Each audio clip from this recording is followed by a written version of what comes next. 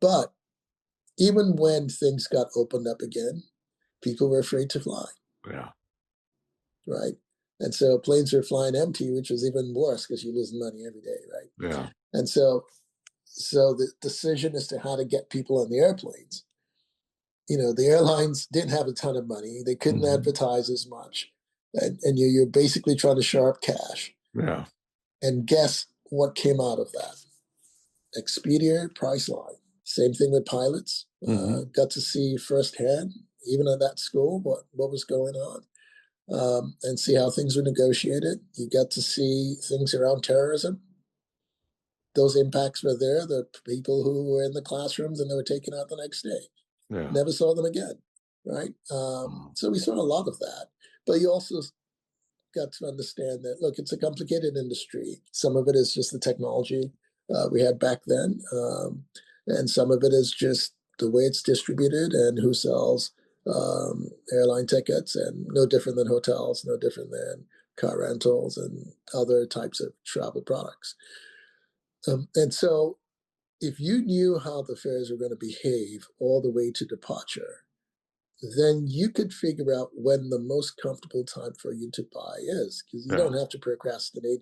You don't have to wonder. Did you know there's a technology that's actually an app on your phone that uses sound waves to tell your brain what you want your brain to do? We had a young man that was on a guest on our podcast, the Mike Litton Experience, who had a traumatic brain injury. He was sleeping 3 hours a night. He's using NewCalm now and he's sleeping more. Go to newcalm.com, Mike15 promo code. Newcalm.com, promo code Mike15 for an extra 15% off. Go today. Welcome to the Mike Litton Experience podcast. Everyone has a story, and our passion is to help them tell it. Mike is passionate about being a father, a teacher, a realtor, an investor, and a leader. And now, introducing the host of the Mike Litton Experience, Mike Litton. Chris Amenechi, thank you so much for being our guest on the Mike Litton Experience. I'm super excited for our time together. And like we talked about before we hit record, everybody has a story and our passion is to help them tell it. So with your permission, we're going to start with where you were born, go up to today, and then we want to talk about SeatCash and the cool things that you're doing to help people save money when they're traveling, and organizations too, right? Absolutely. Thanks again for being here, bud. Thank you for having me, Mike. I appreciate it. I heard about your show, and I'm very honored to be here and given the opportunity to actually talk about SeatCash, but more importantly about my story. Well, we're honored to have you. So where were you born? I was born in a lovely West African town called Lagos, Nigeria. Okay. Did you grow up there? I grew up there. I'll tell you a bit of story about that. I grew up there about just right under 60 years ago when I was born. I grew up there until I was about 16. Yeah. And I came to the U.S. when I was about 16 years old. So you were born in paradise. Absolutely. I called it that then. Right. So you were born in paradise and you end up leaving when you're 16. What makes you leave the West Indies to come to the U.S.? Yeah. So the story was I was born at the precipice of a civil war. Okay. And in Lagos. And through that, I think the war ended when I was about 4 years old. And interesting things happened during the war that we could talk about at a later time in terms of adversity. But I grew up well, enjoyed my life as a kid. I don't think there was anything I wanted for. Not that I had a lot, but just the inquisitiveness of those times in the early 70s and throughout the 80s was great. But one of my passions was airplanes. Okay. And I was able to always look up in the sky and figure out what was flying, guess what type of airplane. And of course, you tune your ears into the engines and study and learn about it. Actually, my brother was even more so the enthusiast. But I wanted to follow that, and I wanted to be a pilot. Oh, cool. And when I finished high school, the question was, what do you want to do and what do you want to study? And I want to be a pilot. There was only one entity or institution that that could train you as a pilot in Nigeria at the time. I finished a bit early at 15. And that option wasn't very open to me, and it wasn't in a place I wanted to live, Gotcha. or at I least go to gotcha. school. But I was admitted into University in Nigeria, University of Lagos, on a different program. I could have become a surveyorist, industrial engineer, but I also applied to schools in the U.S. And got accepted in a couple of them, and that was Embry-Riddle was one of them. I got accepted in MIT, but I was too young. I got accepted in University of Southern California. I was too young. But Embry-Riddle was saying, come along. And actually, there was already a Nigerian guy there, a good friend of mine, who got there when he was 14. And he was in the flight school. And so I got the chance to leave when I was 16, and I took it. Which college did you go to? It's a lovely school in Daytona Beach, Florida, called Embry-Riddle Aeronautical University. Gotcha. Okay. It's the premier university in terms of the aviation and aerospace industry globally, actually. Sounded like that's exactly where you wanted to go anyway. That was your wheelhouse, right? That's what I wanted to do, and I got into the engineering school. Oh, that's so cool. And my ambition at the time was, build the first. You're young, so you think differently. I wanted to build the first military jet in Africa. Yeah, that's cool. That was my ambition at 16. And of course, I got in there. I graduated my bachelor's at 19, but for some reason in that time, I had a great time in school. It was a learning experience. However, I wanted to get into the business of making airplanes, not just designing them. Okay. And so did an MBA right after that, and that changed my purview. That's cool. So growing up in West Indies, what was your favorite thing about growing up there? So I think the favorite thing about growing up, in Lagos, Nigeria, here's what I would tell you. There wasn't a time when I could think of anything that I wanted to do that I didn't think through how I could get it done, or how competitive it was with my peers. Yeah. I mean, the folks who actually drove you were your peers, because I wasn't the smartest in the class, and I never finished first in the class, but your friends did. And so the question my parents always asked me, which was always the issue, is what kind of brain do they have that you don't have? Which is common with most Nigerian parents. So it's a bit aggressive in that sense. So that competitiveness was always there. And plus, the exposure you got around different parts of the world. I mean, the educational system at the time was phenomenal. So you knew about everything you needed to know about the world. And also you got to see, of course, through limited TV at the time, and a bit of all of the genius moves that were being made globally. So I want to be a part of that. Awesome. So it sounds like your parents had pretty high standards. Yes, my mom was an educator. You'd say elementary principal, elementary school, and all the way up to high school. My father was a corporate guy. He worked in the tobacco industry. So got a bit of interest and insights into the world of corporate at a young age, and how corporate works with government. But more so on a daily basis, it was education, and it was about respect and family and all those good things. It doesn't sound like they had any compunction about pushing you, though. Like, it sounds like they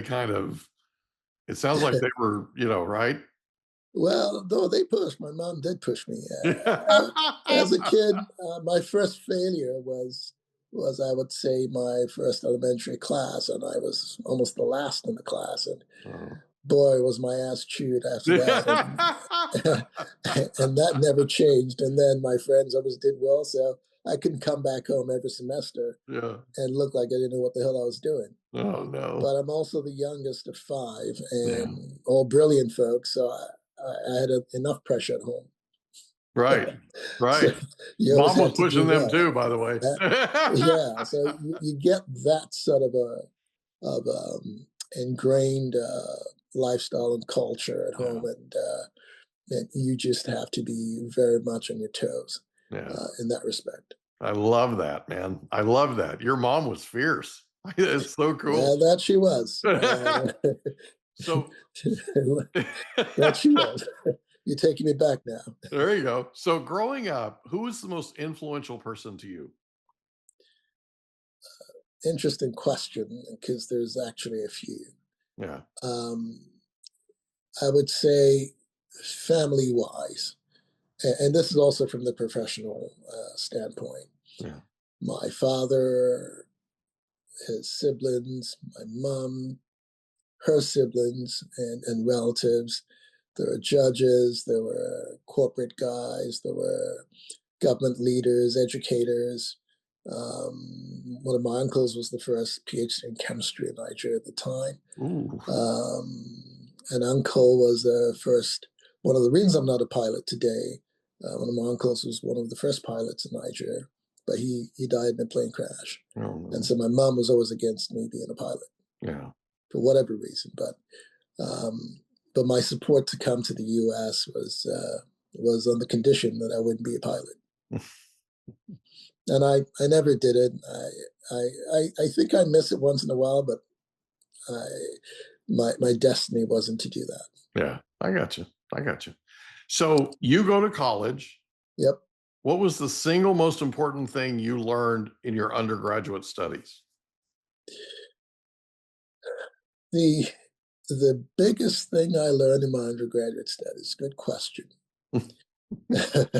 Undergraduate was a pure engineering geeky Yeah. time frame, but I always learned that you gotta have fun. Mm-hmm.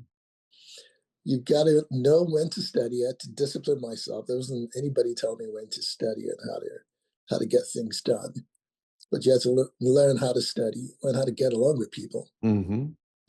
I came from Nigeria. There were people from all over the world. Yeah. We had to live with them, right, on campus. There wasn't a ton of off campus at the time. So you learn how to do those things. And more importantly,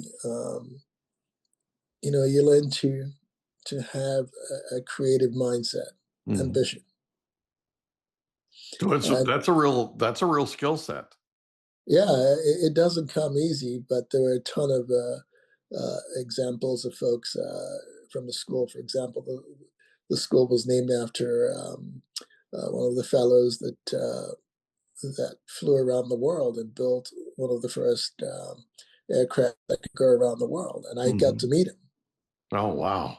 Um, we also got to meet one of the Tuskegee Airmen. Oh my gosh! How He was a cool is trustee at that? the school, yeah. And so I got to meet a bunch of folks who were pretty instrumental in terms of the industry. Yeah. There were icons in the industry, and so you got to see these guys. Yeah. And you had to just always wonder, so why can't I do this? Why can't how can I be that? So what's the one thing that you take away from the founder of the university, and then from the guy that flew around the world, right? Yep. And then from the Tuskegee Airmen that you met? What are the number one things you took away from those meetings? They just, well, there are certain things I learned, but I think I got more accustomed to that later on. But at that time, it was the audacity to dream. Yeah. And the audacity to venture out. Yeah. That is something that not everyone has. It's unique, and that is what creates a difference. Yeah, that's true. That's true. And audacity is the thing. It really is. Yeah. And so that's what I wanted to do. And, in my opinion, Africa is still a laggard in the aviation space. And I said, hey, I want to do these things, but I also want to change the way that continent works in terms of aviation. It's still, if you ever look out on a flight tracker and you see where all the airplanes are, it's not in Africa, right? It's It's in true. Europe and the U.S. That's true. But it's a burgeoning population, and I digress a bit, but I think that will come. That's cool. So you end up deciding to go to graduate school. I ended up deciding to go to graduate school, and even that was more interesting because at the time when I graduated from engineering, we had the first shuttle crash, Oh my gosh. which blew up a ton of opportunities around the engineering space. Yeah. In fact, the industry almost just, it didn't shut down, but it shut down per se, right? And it was pretty close to NASA at the time. And going into grad school also brought up another interest, travel. Mm-hmm. And by that virtue, it was airlines. And there were pretty much other icons in the airline industry that I wanted to know. Those Eastern Airlines back in the day. I'm sure Right. some of your viewers might know who those are. Pan Am, TWA, Yeah. People's Express, and more so, People's Express was a bit of that driver that we used to hear about. Mm-hmm. And another airline was Braniff. Those were the airlines back then. I remember The them. industry was going through all sorts of changes, so that also engendered, my interests, and got into things as to, how do you actually make this industry work, from building the planes, right? How those planes come in and get bought, and how they get used, how they get insured, how the systems work on a day to day. You read it, you did all of the things you needed to do to understand it, but you still don't get it unless you're in the industry. Yeah, I understand. So what was the single most important thing you took away from your graduate studies? Life is complicated in the airline business. We got to see everything around what you deal with today. Yeah. Government regulations. The FAA strike happened at the time, so we saw friends who got harassed because they wanted to break the picket line. Same thing with pilots. Mm-hmm. Got to see firsthand, even at that school, what was going on, and see how things were negotiated. You got to see things around terrorism. Those impacts were there. The people who were in the classrooms and they were taken out the next day. Yeah. Never saw them again, right? So we saw a lot of that. But you also got to understand that, look, it's a complicated industry. Mm-hmm. However, it is also quite rewarding and quite challenging. And failure is replete in that industry, Mm-hmm. but for some reason, there isn't someone who doesn't like this industry. Yeah. Right. So, and so the one thing was, failure is not necessarily a definer of success. I got you. So where were you on 9/11? 9/11, I was in Houston, Texas, with a pregnant wife, working for Continental Airlines. What were you in an doing for area called Continental? revenue management. Yes, and I ran a department that I ran geographically in the Pacific, Latin America, and for that department, so all of our operations in terms of the revenue planning for that. How did it affect your industry? Oh, that's, when you talk about what you learned in the MBA school, but also what you learned in that crisis. Mm-hmm. When that happened, basically the airline shut down. Yeah. Right. All the airlines shut down. It was just a devastating blow to a lot of us to see what had happened. Mm-hmm. And most people get paralyzed first. And in one day, it's just, first of all, where are the airplanes? Where are the people? How do we secure them? Who is in charge? What's going on? Basically crisis at the time. And once that is gotten, there's clarity, and there's clarity on who's running the show. Then you've got to decide, okay, when do we start back up? And how do you even start back up? Right. What's happening? Yeah, there's no rule book for this. There's zero rule book for that. And by the way, there are, tens of thousands of employees across the globe that are still getting paid, and you only have so much cash at the door. And that's when you get to see who a leader is.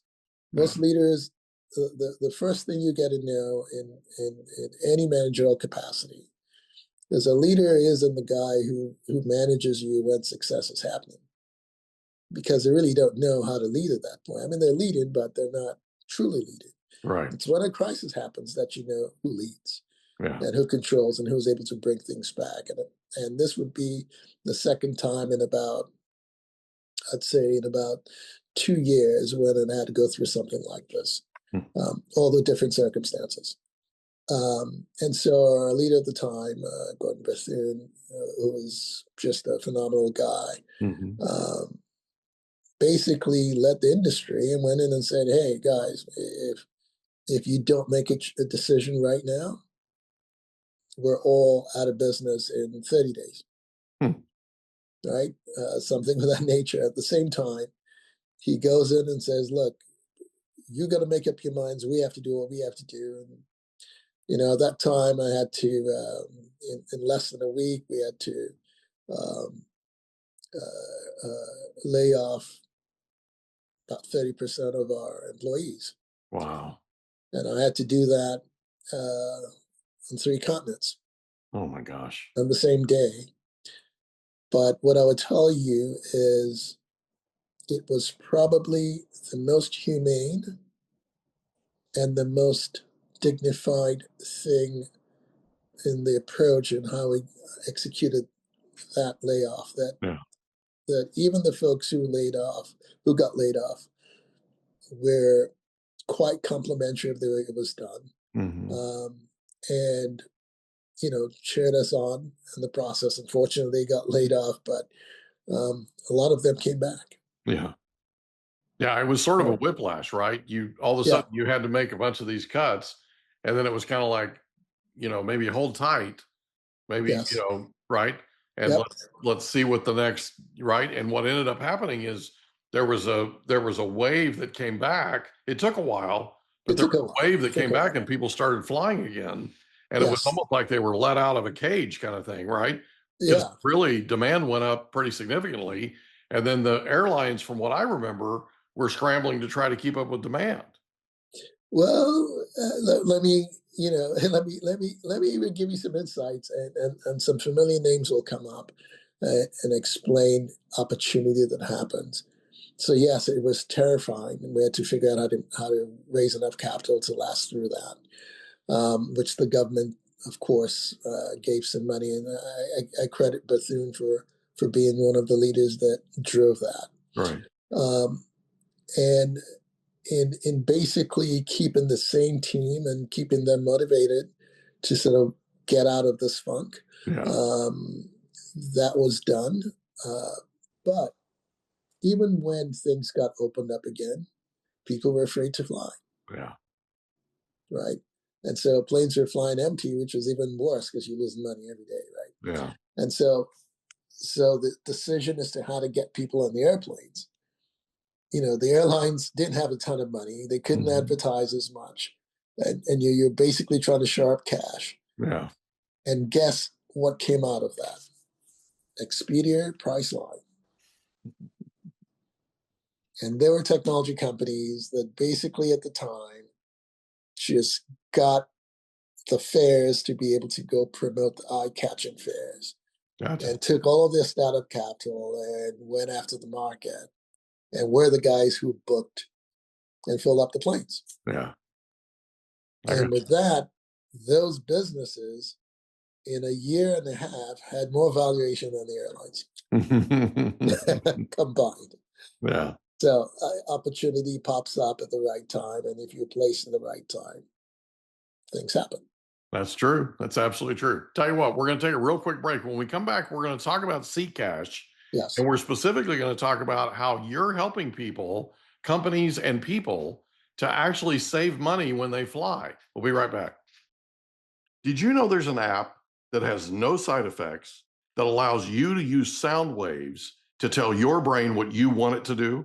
It's called newcalm.com, and it's amazing. It literally uses sound waves. If you want to tell your brain to go to sleep, if you want to tell your brain to recover, if you want to tell your brain to put you in peak physical state, if you want to tell your brain to focus, if you want to tell your brain to take a power nap, you can do all of these things and more with newcalm.com. Go to newcalm.com today, promo code Mike15. Newcalm.com, promo code Mike15 for an extra 15% off. Go there today.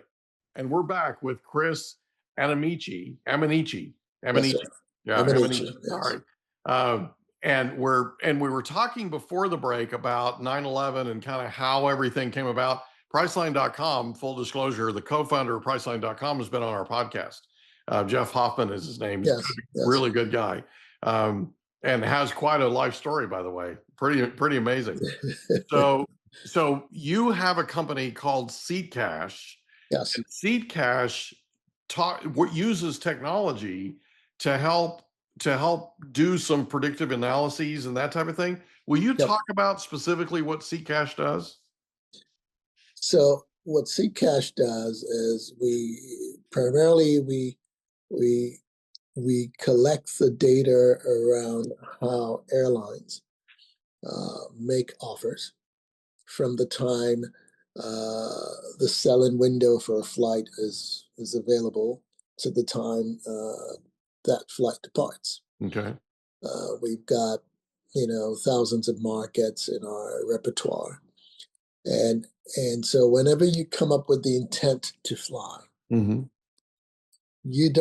no one shows up at the time the selling window opens. Maybe it's 0.1% of the people show up at that time. Right. So what most people do is they show up at a certain time or whenever they've been acculturated to show up and say, hey, I want to fly. And they look at, oh my God, it's $1,200 to go to Europe. That's crazy. Right. Well, that's when you showed up. Right. Right. And then they don't know whether to wait, whether to buy, and that transparency is not there. Some of it is just the technology we had back then. And some of it is just the way it's distributed and who sells airline tickets, and no different than hotels, no different than car rentals and other types of travel products. And so if you knew how the fares are going to behave all the way to departure, then you could figure out when the most comfortable time for you to buy is, because you don't have to procrastinate. You don't have to wonder. You just say, you know what?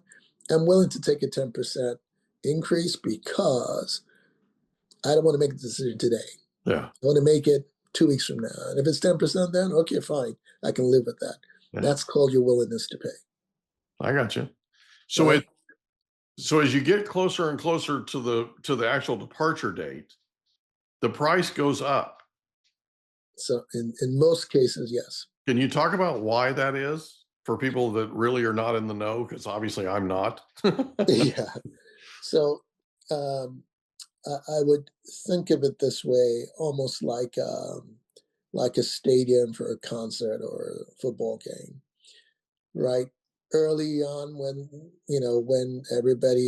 everything's open, there are a few people who can pre-plan ahead of time and know the specific travel dates. Mm-hmm. Once they know that, they get the first seats in the airplane and therefore the lowest fares. Okay. Most of us don't look at anything at that time. Yeah. And even if we do, life happens and we don't pay any attention. Right. And so as those seats are taken over, the more expensive seats show up. Gotcha. And as you keep buying, the more expensive seats show up. And eventually what happens in a lot of flights is that when most people want to travel, especially a week before or 2 weeks before, there are only about 10% of the seats left. Yeah. So the fares are high. because the supply is limited. The supplies, the actual supply on the flight at the time you want is limited. Most people want to travel at 7 in the evening or 5 in the evening and head out early, around 8 in the morning. Of course, this flight's all gone. That's the preference of everybody. So you don't know that. Your capacity in your brain can't figure out all of these, 30,000 flights that happen every day in the United States. So you're at the mercy of whatever the options are, and you take that. One of the best deals I ever received on a flight was on New Year's Day. Yep, to fly. New Year's That Day. means to fly. Yeah, and there was half of the plane was empty. That's correct. Now going back, it was packed, right? Absolutely. There wasn't a single seat on that plane. Absolutely. I mean, But on it's New the Year's logistics Day, of human beings. it was cool. Yeah. I mean, look, Christmas Day, even now, that's changing a lot. Is it? Yeah. People are flying on Christmas Day. Yeah. Because it's normally cheaper than most other days around Christmas. Yeah. So, but that's changing because I guess maybe folks don't observe Christmas. But some people do Christmas and then go out on a vacation for the rest of the year, right? Yeah. And New Year's Day is always a hangover day. So, the planes are empty and therefore a lot cheaper. Thanksgiving Day, Sunday evening, forget about it. Yeah. Because you got to get back to work. I got you. Monday morning. Yeah. So it's generally speaking, it's supply and demand. Yeah. Right. So what was it that made you come up with the idea for SeatCash? Well, I work in the airline business, and at the time I got into the airline business, the use of science to optimize revenues was burgeoning, and I got to be involved in one of the industry folks that helped build that practice globally. So I've been very much involved in how you use science to be able to deliver the sort of scalability of managing seats of so many origin demand. So many people from different origins trying to get on the same flight to a certain destination. That is a massive problem.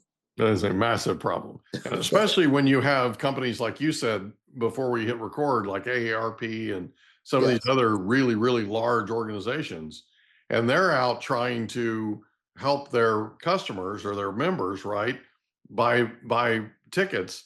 That's and correct. They need to buy them too because they have events people need to go to, Absolutely, that kind of thing, absolutely, right? Absolutely. So you are able to come in with your technology, it sounds like, and save these companies and these organizations quite a bit in the way of money simply because you're able to say, here's your sweet spot, right? That's correct.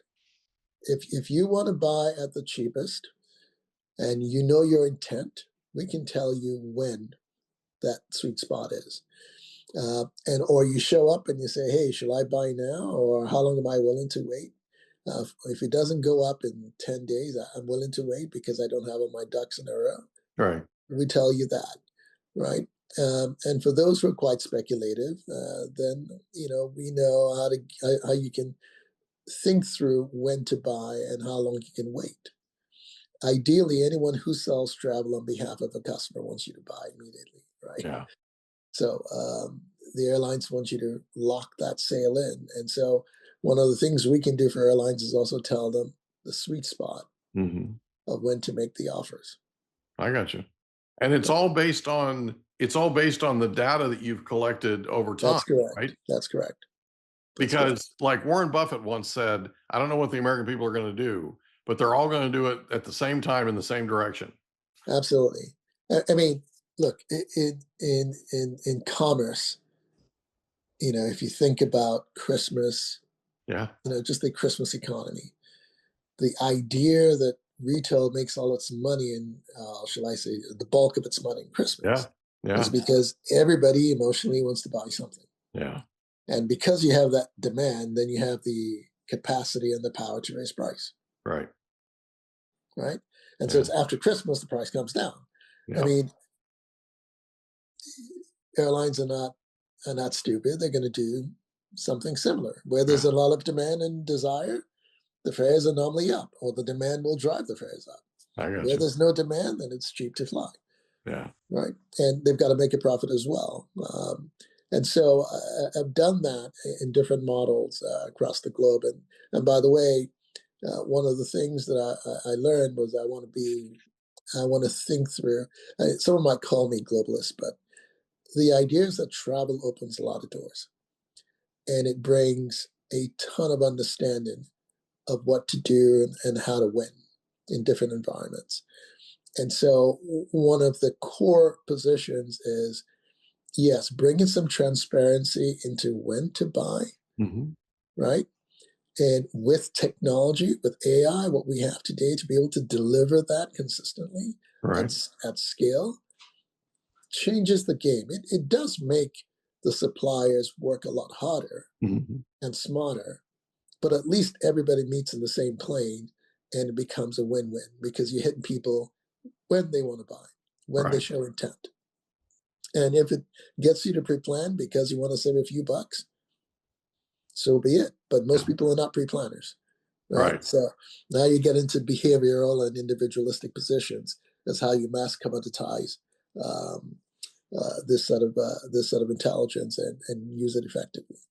So our goal is to help corporations decide better, and not to put in draconian policies, but policies that adapt to how your traveler's lifestyle is, or mode of operation is, and mode of travel is, but still do it at the most effective price for the company, and then for the individual traveler, allow you to be able to fly within your context, and at a point that you can afford to enjoy that travel experience. And then that also should work for the suppliers because they're getting people at the optimal purchase price. Can I ask you a question that you might not be able to answer? Sure. Why is it, do you think, that people are not pre-planners? It's natural human behavior. Okay. I'm taking a stab at it like I know everything, but I can tell you just generally it's a normal distribution curve. Okay. There are pre-planners who are extreme and OCD about it, and we'll be the first people. I've already figured out, hey, airlines open up their seats about a year in advance. Boom, book me the seat. Right? They go do that. Doesn't mean that's the smartest decision. Yeah. Right? Because I can tell you other reasons why that's not a smart decision. But there are businesses who do that today. Yeah. Cruise lines do that today, right? Because they have to pre-plan ahead of time. Sure. And there are folks who just live life, and they may know they want to do it, but they just haven't gotten to it. It's almost like doing your taxes. Yeah. And so when they're now ready, that's when you see the surge of demand. And in that surge of demand and intent, you create arbitrage opportunities. That's just life, right? Wow. So that never changes. And then there are folks who just wait to the last minute because they believe they can get a savings or they can figure out a way to work the system. Right. Right. And so there are those guys as well. And there are those guys at that last minute who don't care about price. So you have to be able to adapt your economics to each of those customer types. Yeah. Right. If I'm the airline. Right. I got you. Yeah. And for the people that are pre-planners that buy a year ahead of time, that's why they provide, like you said, cruises a year ahead of time, tickets on flights and all that kind of stuff ahead of time. Right. So then they can gauge from the pre-planners that sign up where they're necessarily going to be. And you're helping them, you're helping people figure out, okay, here's your sweet spot. Here's how you save the maximum that you can on what your travel would normally cost you. That's right. That's right. And that's awesome. and it should work for everybody, right? And it should work for the airlines as well. And hopefully we get this done. We get into hotels and we get into rentals and other things of the nature. Look, we're going to be in a predictive economy going forward. Right. And, AI actually happened in this space many years ago. And I'd say back in the 80s, late 80s. Wow. Or sorry, I take that back. Well, it had its beginnings then, but in effect, when it was deployed in the airline space was back in the mid 90s. Okay. It was a disaster at that time, but it's slowly coming back, and it's going to be here, whether we like it or not. And we know that we want to be a player in that world. And so we're looking at the new world and how to be directly leveraged and placed in the new world, which is the whole reason and essence of this company and why I started it after COVID. Gotcha. So if somebody's listening to this and they're wanting to save money, or they're with an organization that's wanting to save money and figure out a way to sort of strategically deploy their resources, right? Yes. How would they work with you? Can they work with you? Yes. So there are 2 ways or 3 ways. Sometimes they've got intermediary companies that manage their programs, Okay. and we would connect with them and then do all of the integrations to be able to pipe our intelligence to them. Okay. And also products that they can use to help in all of their pre-planning positions, and eventually allow them to book as well. Okay. Then there are others who can come directly to us, and then we integrate via APIs into their infrastructure. And then there are infrastructure players that we are trying to adapt with and partner with to be able to provide to a much broader audience. Gotcha. And then lastly, we have our own direct site you can come to. And right now it's free, so you can come in and learn on the markets that we have, and figure out when's the right time to buy, and eventually you'll be able to buy, get the intelligence, and actually do the full transaction on our site. Right. So especially if you're a small, medium-sized enterprise. What does tomorrow look like for SeatCash? Tomorrow, interesting question. Tomorrow for SeatCash, we would like to be the entity that is behind the scenes, not known publicly, but known in the industry to have created the best intelligence to help shop, to help offer, to help convert into a purchase, and to help manage post-purchase. Gotcha. With our predictive technology. That's awesome. Is there anything else you'd like to cover? Yeah, I think the other thing I want to iterate is where I see the world going is around the idea of contextual travel. Yeah. Right. So again, intent is one thing, but if you want to travel from your base to another point, let's assume it's a leisure trip, you know the experience you want. And most people today, which is where the original problem is, spend in excess of 2 hours trying to figure out, how do I make that experience happen? Right. So there's no place you can put in that context. Okay. Today, everyone thinks I'm going to, chat GPT and say it. Oh, it tells you a bunch of answers, but doesn't tell you anything. You still have to go do that work. Right. And what we're trying to do is bridge that gap and bring you the intelligence with all of the available information and say, hey, I want this experience. I want to be able to leave anytime between 8 and 9 p.m. to fly out to Argentina to go to the wine country. And I want to leave on a Saturday, right? And I want to be there for 2 weeks. And I want to come back into the U.S. around 4 or 5 on a Sunday. And I want to fly in the premium class. And I don't want to spend more than $3,000 or whatever the number is. And if you do that, you need your little gubbly concierge to go do all the work for you. Yeah. Right? Whether it's Siri or little Mikey, whoever it is, Yeah. because it does the job. Right. But to power that to happen, you need all of the data. You need your context as far as your budget is concerned, your banking details, your payment details, whether you qualify for financing or any of those things. Let's assume it's a $30,000 trip. You put all of that context in one full swept position, then it gives you an answer. Yeah. And that answer, that does. you just say, go do it. And it does it. That's the awesome. world we need to be in. That's a productive world, eliminates all the angst, and focuses you on the things that you need to be doing to be productive, generate revenue, and change the world. And hopefully, if we do that, all of this angst around immigration, taxation, we can automate a lot of that friction Mm-hmm. and I agree with you. ensure that the world is fair and it's open, and we can actually make commerce grow and GNPs grow and GDPs grow. And the only way to do that, travel has to be involved. No, I'm with you. I'm with you. And that's a great glimpse into the future. I really appreciate it. Chris Amenechi, thank you so much for being our guest on the Mike Litton Show. This has been our Mike Litton Experience. This has been amazing. And I really, Thank you. really appreciate you being here, bud.